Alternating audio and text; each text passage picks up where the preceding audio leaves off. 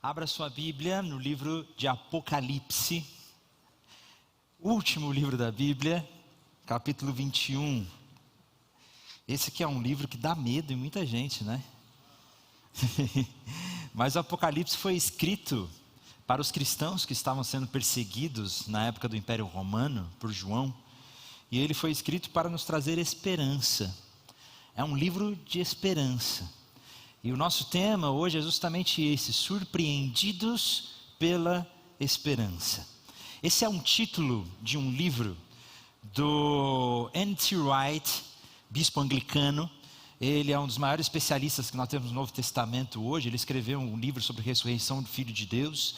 E ele escreveu um livro chamado Surpreendidos pela Esperança, que é um relato sobre a Páscoa e a ressurreição. E eu me inspirei nesse título para trazer na nossa mensagem hoje. Porque, afinal de contas, todos nós precisamos de esperança. Ninguém consegue viver sem esperança. Sem esperança de que o futuro será melhor do que o ontem. Ou de que nós viveremos dias melhores. Para não ficarmos loucos, para não entrarmos em desespero, nós precisamos de esperança. Não só uma esperança individual, uma esperança para mim, mas nós como comunidade, nós como povo de Deus, nos apoiamos, nos apegamos a alguma esperança, a alguma ideia que nos traga um sentimento de que o amanhã será melhor do que o ontem. No decorrer da história, o cristianismo vem oferecendo mensagem de esperança, uma esperança sólida, uma esperança que perdurou por muitos anos. Mas com a chegada do iluminismo, justamente a época em que com a chegada do iluminismo, justamente na época em que o ser humano rompe com a igreja, rompe com a ideia de Deus, e nós não podemos mais falar de assuntos religiosos na esfera pública. A religião é algo subjetivo, algo para você. Quando nós falamos de assuntos públicos, nós precisamos nos utilizar da razão, do método científico, precisamos nos utilizar do nosso poder de fazer o mundo um lugar melhor. Com a chegada do iluminismo, a esperança foi tirada do cristianismo e de Deus, e nós passamos a criar projetos de esperança baseado na nossa racionalidade, no método científico, no progresso da civilização. Tanto é que essa ideia de progressismo está na nossa bandeira nacional, ordem e progresso, que é justamente a ideia de que a cada dia a sociedade seria melhor e nós chegaríamos a um progresso, a um processo onde nós vamos ter um mundo justo, um mundo sem fome, um mundo sem maldade, um mundo sem criminalidade. Como que nós alcançamos um mundo mais justo, uma sociedade melhor? Basta acreditar na razão, no método científico, na educação. Vamos fazer das pessoas melhores. Assim, a tecnologia, a ciência, as coisas melhorarão e com isso a sociedade ficará melhor. A nossa esperança está nas forças dos nossos braços. A esperança está na razão humana. Grandes pensadores e filósofos trouxeram essa ideia. Hegel, quem lembra de Hegel na escola, para quem estudou filosofia, foi um desses filósofos que acreditava no progresso da raça humana. Karl Marx também, ele acreditava que por meio da revolução do proletariado, que nós encontraríamos uma sociedade mais justa, harmônica, melhor, por meio da nossa razão, por meio da nossa força.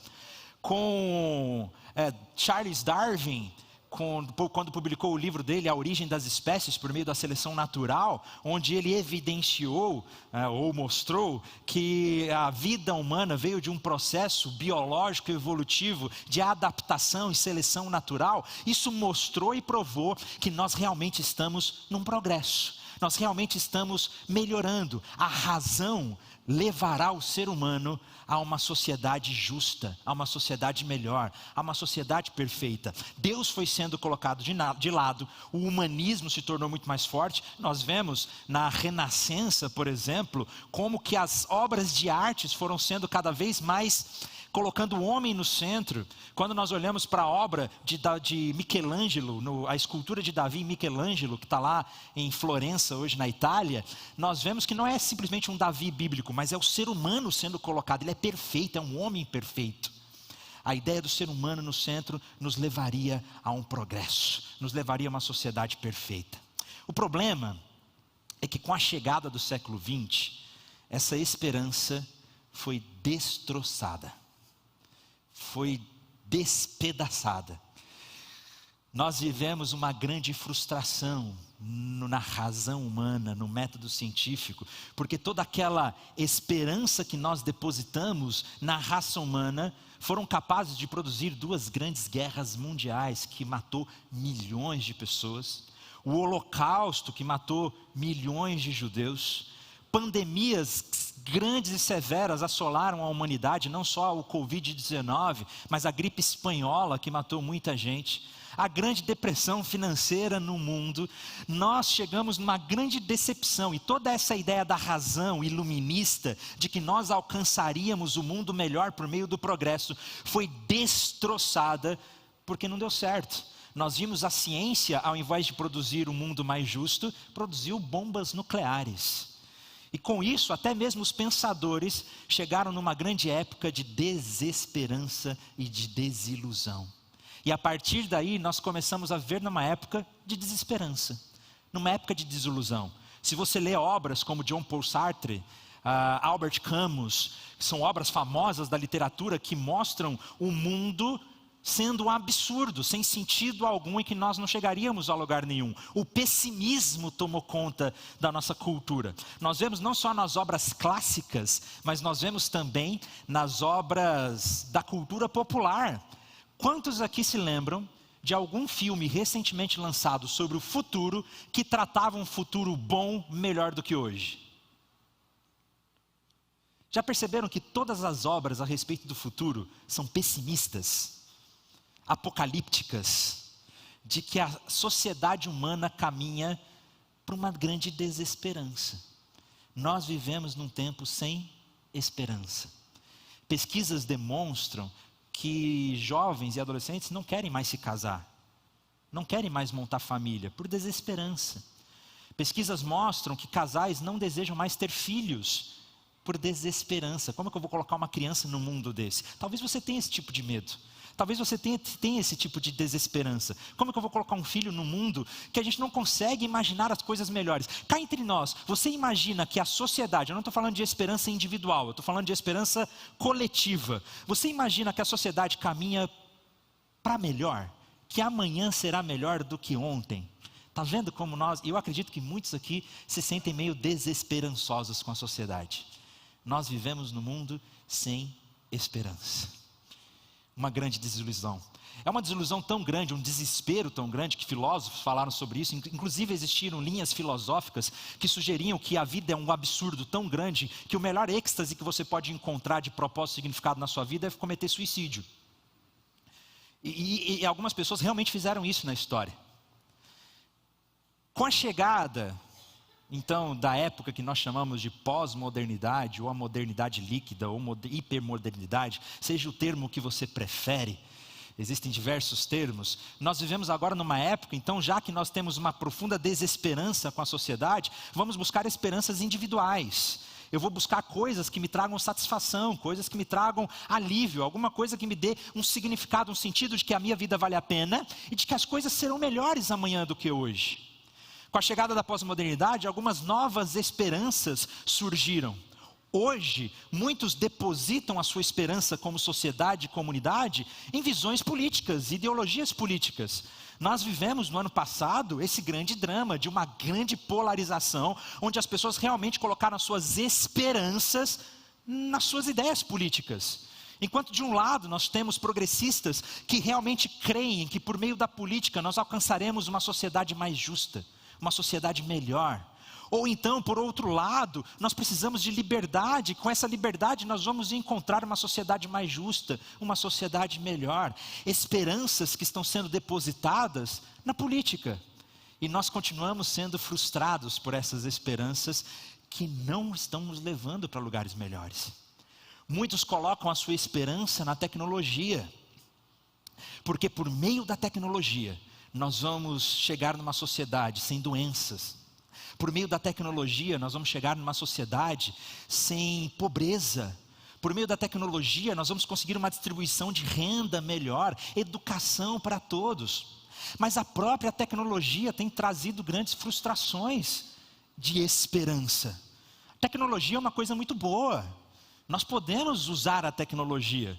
Nós mesmos estamos planejando um novo documentário da Escola do Discípulo, que a gente quer criar as imagens ilustrativas desse documentário por meio de inteligência artificial. Vai ser bem legal. Então a tecnologia pode ser usada para a glória de Deus. Mas foi justamente por causa da tecnologia que conectou o mundo todo, que a pandemia da Covid-19 se espalhou tão rápido.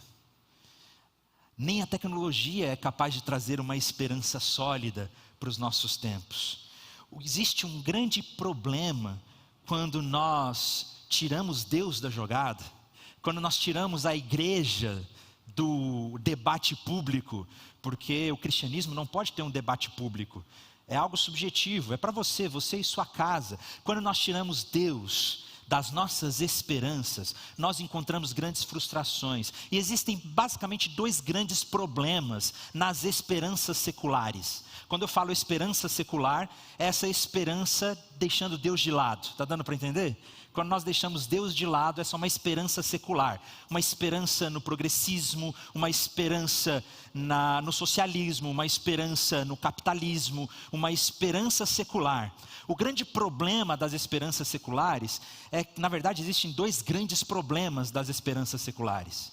Em primeiro lugar, o primeiro grande problema é que geralmente essas esperanças que deixam Deus de fora não levam em conta e não consideram o verdadeiro problema do coração humano, a verdadeira natureza do coração humano. Existe uma grande utopia de que se nós trouxermos educação, de que se nós trouxermos uma sociedade mais justa, o ser humano será melhor. Mas na prática nós vemos que isso não funciona, porque existe um problema no coração humano que geralmente nós não levamos em conta, que é o pecado. O verdadeiro problema da sociedade é o pecado do coração humano. E se nós não levamos em conta o pecado do coração humano, nós não vamos encontrar uma esperança que seja verdadeira, uma esperança que seja boa. Por exemplo, existe um professor de filosofia chamado Joad, é o C.E.M. Joad. Ele era socialista, professor de filosofia, e ele era ateu. E ele passou por uma experiência religiosa e se converteu ao cristianismo.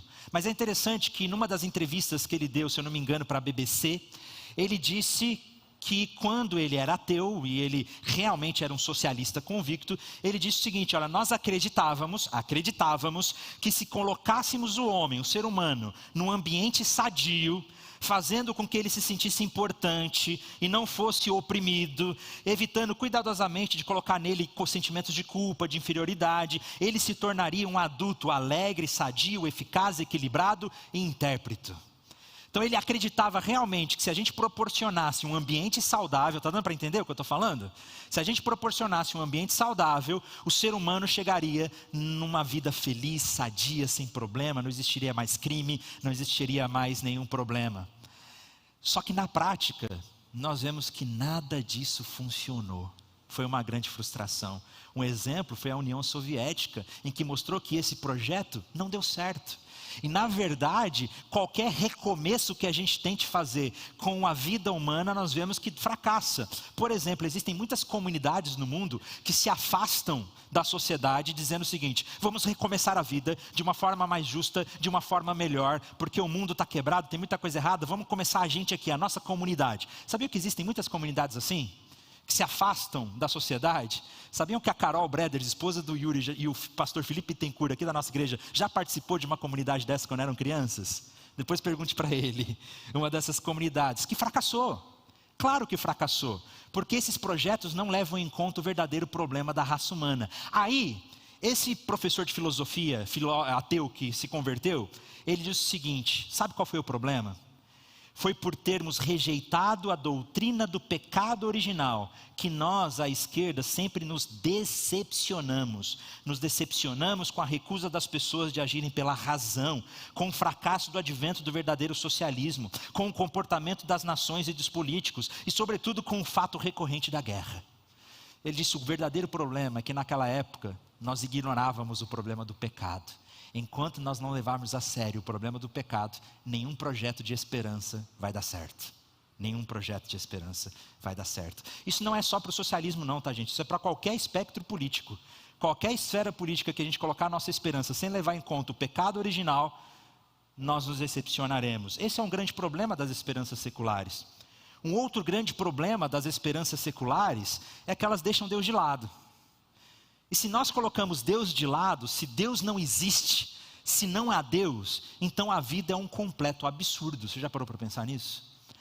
A vida não faz sentido nenhum, porque no final das contas tudo que existe é a matéria, tudo que existe é o hoje, e isso vai acabar um dia. O sol vai desaparecer um dia, e a nossa história vai desaparecer, então a vida não faz sentido nenhum. C.S. Lewis, crítico literário, autor das Crônicas de Nárnia, ele era ateu e se converteu também, um dos grandes escritores que nós temos, vale muito a pena você ler. Na época do pós-guerra, ele escreveu um ensaio, Vivendo em uma Era Atômica, e ele disse algo interessante nesse ensaio. Olha só, preste atenção, é uma citação um pouco longa, então preste atenção. Quais eram as suas perspectivas sobre o futuro derradeiro da civilização antes da bomba atômica?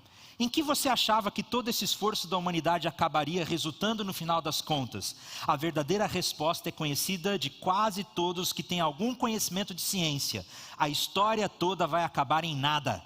Se a natureza for tudo o que existe, isto é, se não há Deus e nenhum tipo de bem diferente em algum lugar fora da natureza, disso se segue que a civilização humana acabará morrendo com a morte do Sol. E desse modo a humanidade nada mais terá sido do que uma cintilação acidental, infinitesimamente diminuta em relação aos oceanos de tempo, morto que precede e continua depois dela, e não haverá nem mesmo alguém que se lembre dela.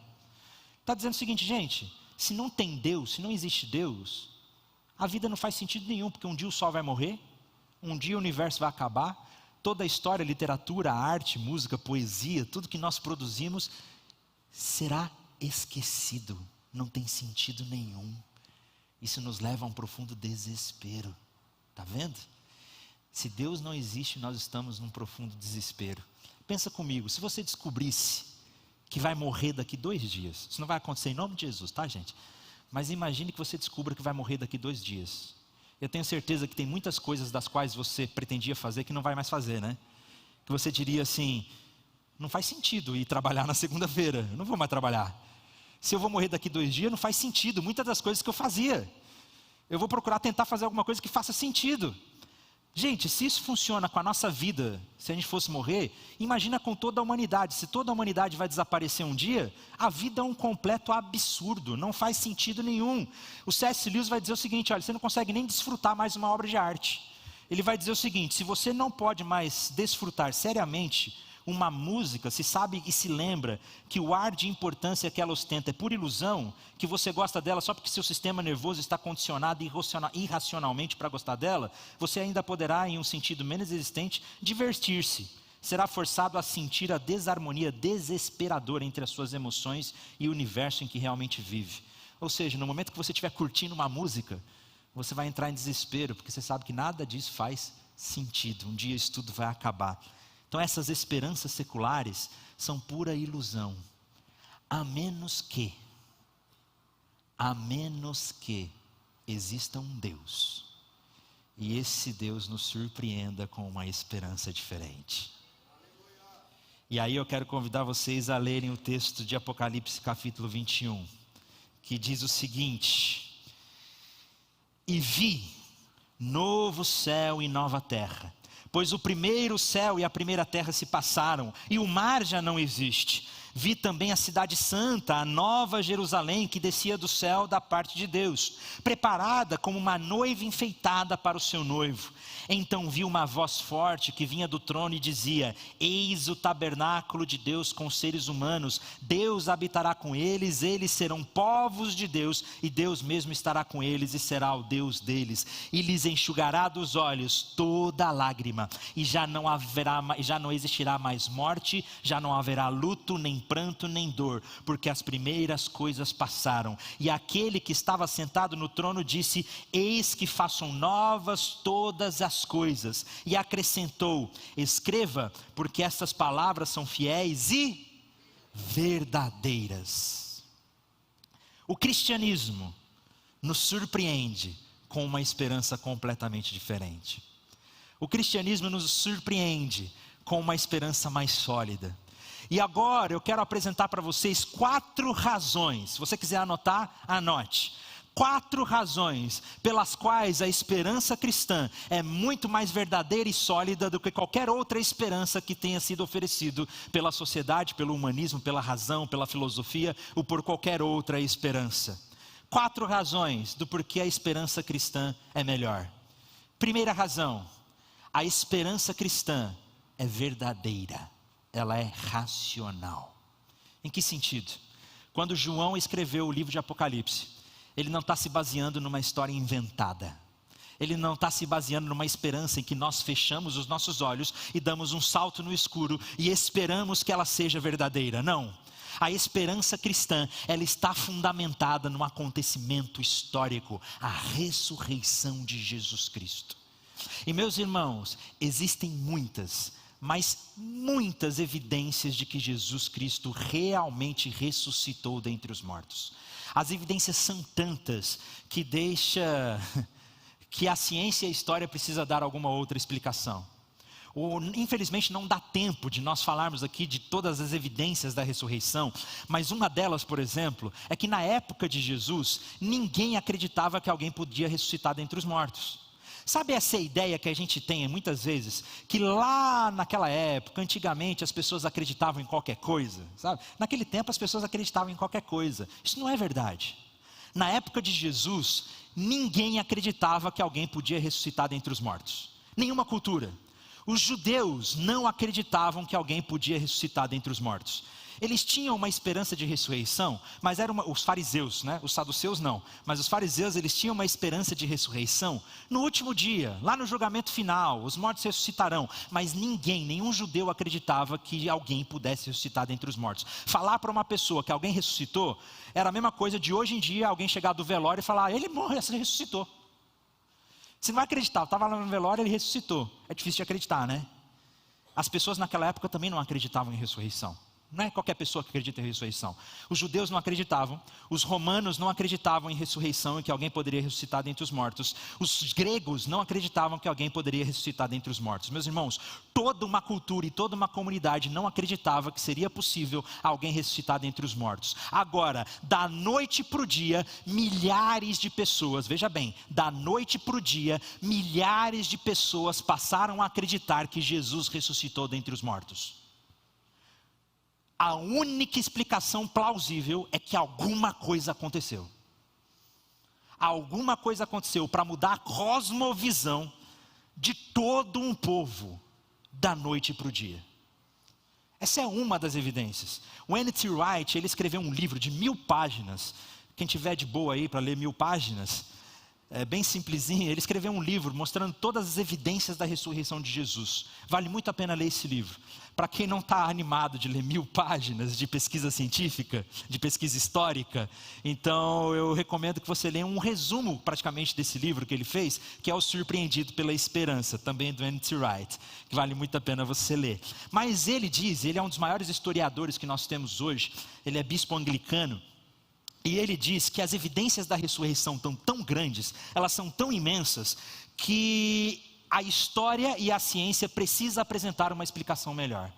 Ele diz, olha, não apresentar outra explicação historicamente plausível para os relatos oculares e para a mudança revolucionária e súbita de visão de mundo de milhares de judeus, não é ser mais científico, é ser menos.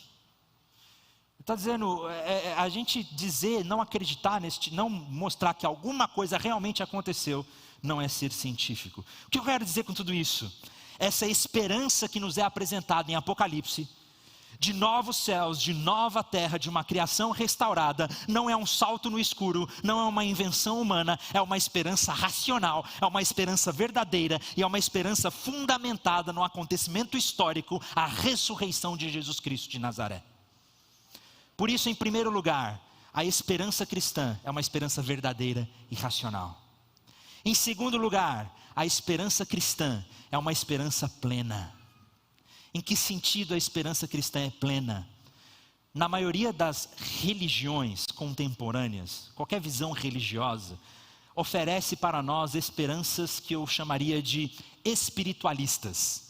O que isso significa?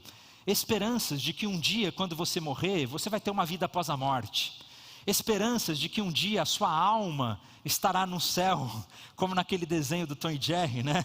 Do Pica-Pau, que eles ficam voando nas nuvens. De que um dia a sua alma vai se encontrar com uma alma maior, uma vida após a morte. Geralmente as esperanças religiosas que nos oferecem por aí, são esperanças espirituais, no sentido de espiritualistas. Estão me fazendo entender? Não é física, não é corpórea, é uma coisa abstrata, quase que platônica, né? Do mundo das ideias, para quem lembra de Platão.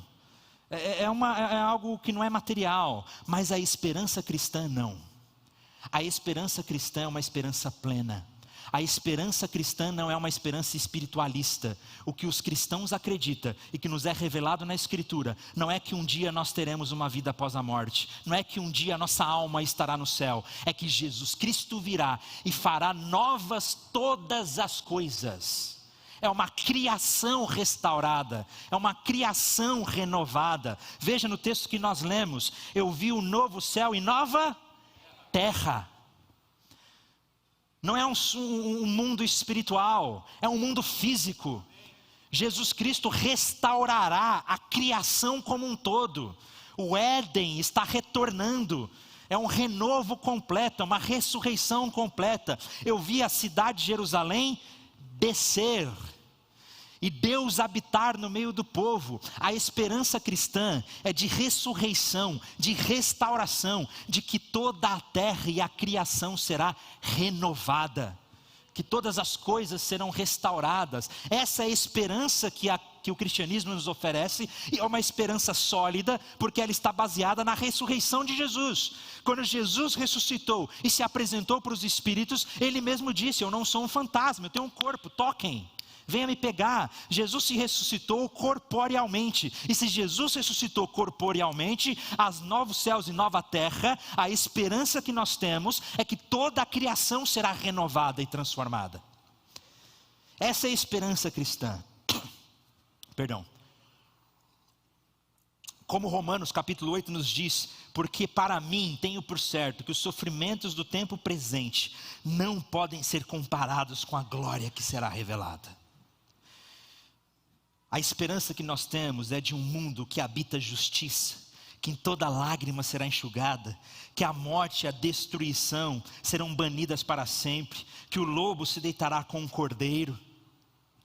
O que Jesus nos oferece, meus irmãos, é plenitude, não é um conforto, mas ressurreição. Nesse sentido, no último dia, Jesus não virá nos consolar, Jesus virá trazer ressurreição e renovo. Quantos aqui já tiveram um pesadelo? Gente, tem gente aí que nunca teve pesadelo. Eu quero dormir bem igual a vocês. Quem lembra daquela sensação que a gente tem quando a gente acorda de um pesadelo? Geralmente é uma sensação de alívio, né? Aquilo tudo era mentira. Nada daquilo era real. Há um tempo atrás eu tive um pesadelo terrível, que eu sonhei que eu tinha perdido a minha esposa. Meus irmãos, eu acordei num desespero. Só que no momento que a gente acorda, a gente percebe que era só um pesadelo, vem aquele alívio. Mas é um alívio, não de consolo, não é um consolo que a gente recebe. Não é como se Jesus viesse dizendo: ô meu filho, está aqui outra esposa. Não é isso. Não é um consolo. É um alívio de saber que tudo aquilo foi desfeito, que nada daquilo era real.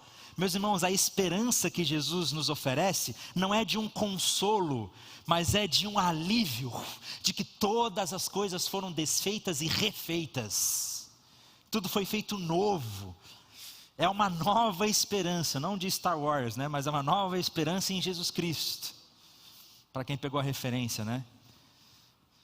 Eu também sou fã de Star Wars, assim como sou fã de Senhor dos Anéis, que eu citei no domingo passado, né? É uma esperança plena. Então, em primeiro lugar, o cristianismo nos oferece uma esperança verdadeira. Em segundo lugar, o cristianismo nos oferece uma esperança plena. Em terceiro lugar, o cristianismo nos oferece uma esperança realista. Isso se difere de todas as esperanças seculares, Porque as esperanças seculares creem que nós viveremos um progresso contínuo, uma linha subindo, de que um dia será melhor do que o outro, e de que um dia toda a tristeza acabará, né? Essa é a ideia de um progresso linear, como está na nossa bandeira nacional, ordem e progresso. Só que a esperança cristã não é uma esperança utópica, mas ela é uma esperança realista. Ela é uma esperança que reconhece que enquanto nós estivermos vivendo nesse mundo caído, nós enfrentaremos dor e tribulação.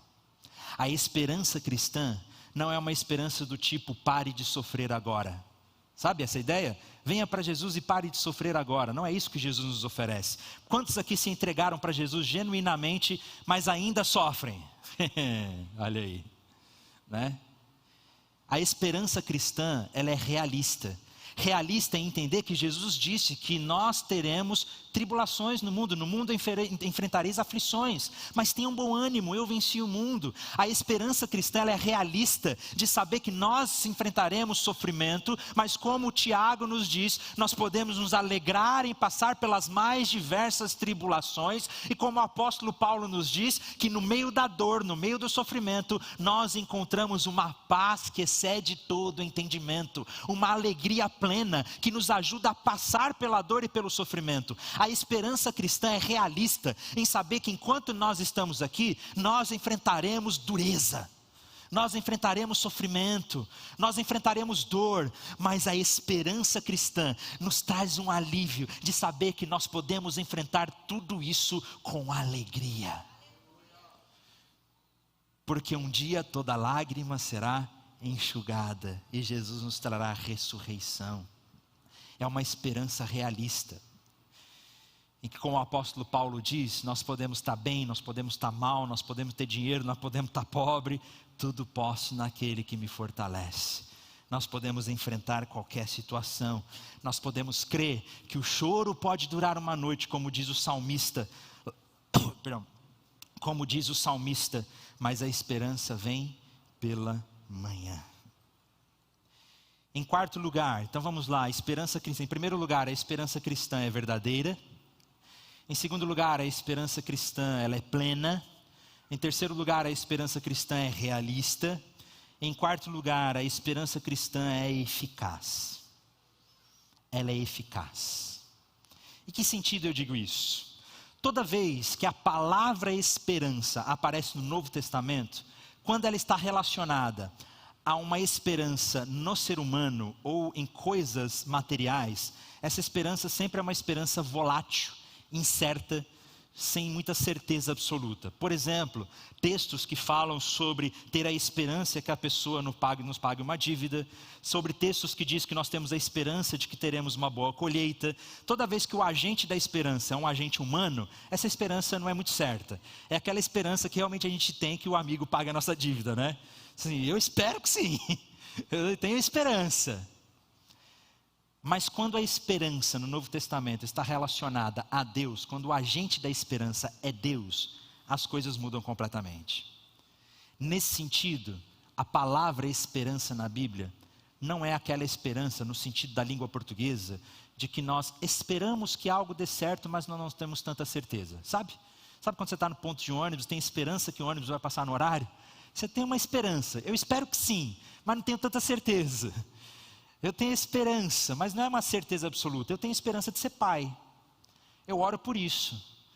Mas é uma esperança que eu tenho, mas eu não tenho certeza absoluta disso. Pode ser que Deus não nos dê. E eu vou ter que ficar bem com isso, caso Deus não nos dê. Mas a esperança cristã, ela não é um espero que. A esperança cristã se trata de uma plena certeza e uma plena convicção de que Jesus Cristo nos trará novos céus e nova terra.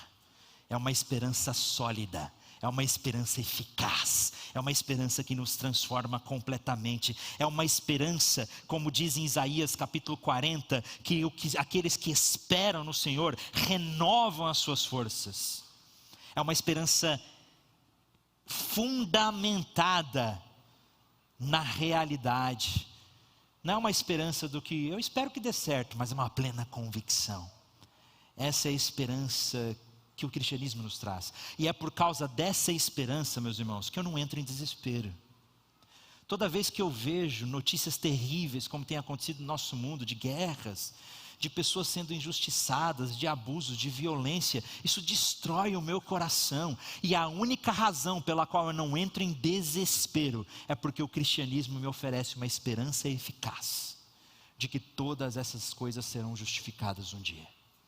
Como disse Chesterton, se eu não me engano, foi ele mesmo, ou o Kierkegaard, não, acho que foi Chesterton mesmo, que falou que eu creio como uma criança, que um dia toda maldade será justificada com a chegada de Jesus Cristo e o reino de Deus.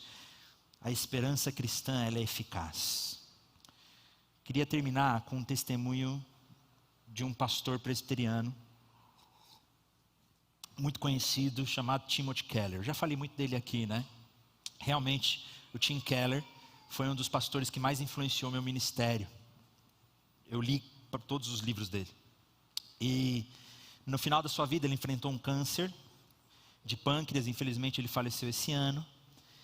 Mas o testemunho que ele nos deixou, com suas últimas palavras públicas, é surpreendente. O último livro que ele escreveu, que inclusive me ajudou muito a construir esse sermão hoje, é um livro chamado Surpreendidos pela Esperança. Ele escreveu quando estava enfrentando o câncer. E no final da sua vida, quando ele já estava no leito de morte, já em cuidados paliativos, ele expressou o seu sentimento à sua família, e o seu filho publicou no Twitter o que ele disse. Então essas palavras do Twitter, do Tim Keller, são as últimas palavras que nós temos dele.